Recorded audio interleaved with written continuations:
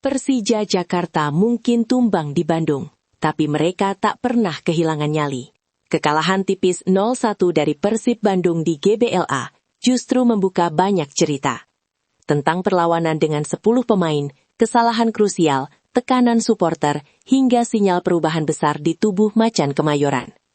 Dari evaluasi keras The Jackmania, kritik tajam Mauricio Sousa, sampai manuver panas Persija di bursa transfer paruh musim, semua mengarah pada satu hal, kebangkitan. Kini pertanyaannya, apakah luka di El Clasico ini akan menjadi awal Persija Jakarta kembali bangkit dan menantang gelar di putaran kedua Super League 2025-2026? Kick-Off Indonesia akan mengulasnya secara lengkap sebagai berikut.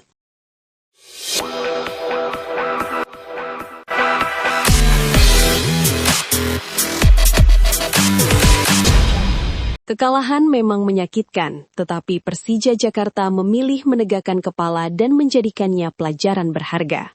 Meski takluk 0-1 dari Persib Bandung di Stadion Gelora Bandung Lautan Api, Macan Kemayoran tetap menunjukkan karakter progresif, bahkan saat harus bermain dengan 10 orang sejak menit ke-54.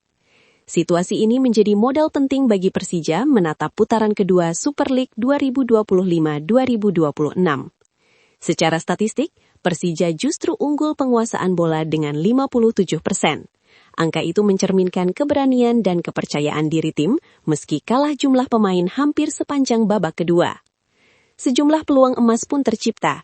Tendangan Alano 5 membentur tiang, sepakan Maxwell Sousa digagalkan kaki Teja Paku Alam, sementara sundulan Van Basti Sousa sempat memicu kemelut di depan gawang Persib. Namun penyelesaian akhir masih menjadi pembeda. Laga ditentukan oleh gol cepat Beckham Putra pada menit ke-5 memanfaatkan kelengahan lini belakang Persija. Gol itu sekaligus menjadi satu-satunya gol dalam pertandingan. Pelatih Persija Mauricio Sousa menilai laga berjalan jauh dari kata ideal. Ia menyebut pertandingan minim kualitas teknis dan taktis, serta menyoroti gaya bermain Persib yang cenderung bertahan dan mengandalkan serangan balik. Menurutnya, kekalahan Persija dipicu oleh kesalahan individu, bukan dominasi permainan lawan. Mauricio juga mengomentari kartu merah Bruno Tubarao yang diterima pada menit ke-53. Ia menilai tindakan tersebut tidak dewasa dan pantas diganjar kartu merah. Meski begitu, ia menyinggung kerasnya pertandingan dan minimnya perlindungan bagi pemain yang ingin bermain sepak bola secara terbuka.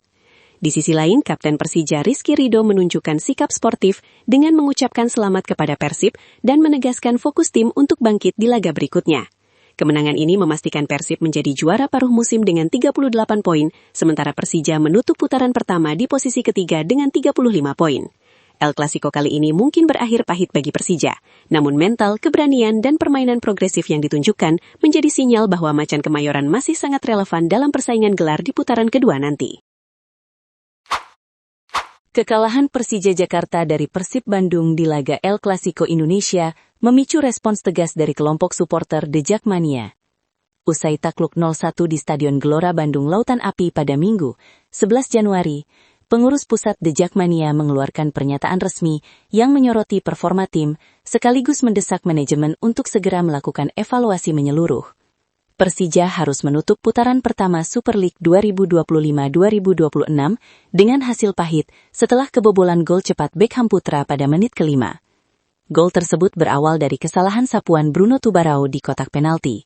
Situasi kian berat ketika Persija harus bermain dengan 10 orang di babak kedua, usai Bruno Tubarao menerima kartu merah pada menit ke-53 karena menginjak Beckham Putra dan terpancing emosi. Aksi tersebut menjadi sorotan utama The Jackmania. Dalam pernyataan resminya, Jackmania menyayangkan sikap pemain yang mudah terprovokasi di laga krusial. Mereka meminta seluruh pemain dan ofisial Persija untuk menjaga sikap, mental, dan fokus, karena setiap tindakan di lapangan berdampak besar pada perjalanan tim sepanjang musim. Tak hanya itu, Jackmania juga mendesak manajemen Persija agar melakukan evaluasi tegas terhadap komposisi skuad. Mereka menilai pemain yang minim kontribusi, bahkan kerap merugikan tim, tidak layak lagi dipertahankan. Meski begitu, Jackmania menegaskan komitmen untuk tetap mendukung Persija dalam kondisi apapun, sembari menuntut adanya perubahan nyata dan perbaikan yang konsisten. Pelatih Persija, Mauricio Sousa, turut mengungkapkan kekecewaannya terhadap jalannya pertandingan. Ia menilai, laga tersebut berjalan sangat buruk dari sisi teknis maupun taktis. Menurutnya, Persib lebih banyak bertahan dan mengandalkan serangan balik, sementara Persija justru kalah akibat 2 kesalahan individu yang dilakukan oleh satu pemain. Mauricio juga mengakui kartu merah Bruno Tubarao sudah tepat. Ia menilai sikap tersebut tidak dewasa dan sangat merugikan tim. Kekalahan ini membuat Persija gagal menjadi juara paruh musim dan harus puas berada di peringkat ketiga dengan 35 poin, tertinggal 3 angka dari Persib di puncak klasemen. Kini, putaran pertama telah berakhir. Tekanan dari supporter, evaluasi manajemen, dan tuntutan perbaikan menjadi pekerjaan rumah besar bagi Persija Jakarta untuk bangkit dan tampil lebih matang di putaran kedua Super League 2025-2026. Persija Jakarta mulai membuka sinyal pergerakan di bursa transfer paruh musim Super League 2025-2026. Pelatih Macan Kemayoran, Mauricio Souza, tidak menampik adanya proses untuk mendatangkan pemain baru setelah timnya menutup putaran pertama dengan hasil yang menuntut evaluasi serius. Kekalahan 0-1 dari Persib Bandung pada pekan ke-17 menjadi titik refleksi bagi Persija. Gol cepat Beckham Putra di menit keempat serta kartu merah yang diterima Bruno Tubarao pada babak kedua membuat Persija pulang dari Bandung tanpa poin. 2 momen krusial tersebut mempertegas bahwa masih ada celah dalam komposisi tim, terutama di sektor bek sayap kanan.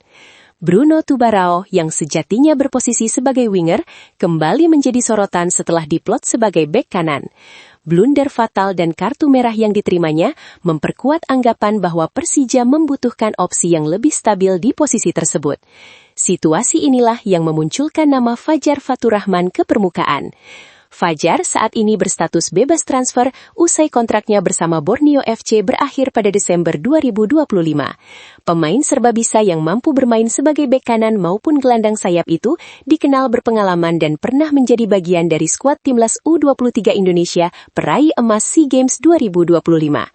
Selama membela Borneo FC sejak 2020, Fajar mencatatkan lebih dari 130 penampilan dengan kontribusi gol dan assist yang solid. Mauricio Souza mengakui adanya proses yang sedang berjalan. Ia memilih irit bicara, namun memastikan publik akan mengetahui perkembangan selanjutnya jika semuanya telah terrealisasi. Selain Fajar, Persija juga dirumorkan membiduk beberapa nama lain, termasuk gelandang timnas Indonesia Ricky Kambuaya, yang dinilai memiliki profil komplit dan pengalaman internasional. Manuver Persija di bursa transfer menunjukkan keseriusan manajemen dalam memperkuat kedalaman skuad. Fokusnya jelas, membenahi titik lemah, menjaga konsistensi, dan tetap berada di jalur persaingan gelar saat putaran kedua Super League 2025-2026 dimulai. Menurut lo, dengan kekalahan menyakitkan di laga El Clasico melawan Persib Bandung, apakah Persija mampu bangkit pada putaran kedua Super League musim ini? Tulis pendapat lo di kolom komentar. Jangan lupa like kalau lo suka sama video ini. Dan subscribe biar lo nggak ketinggalan update terbaru dari Kick Off Indonesia.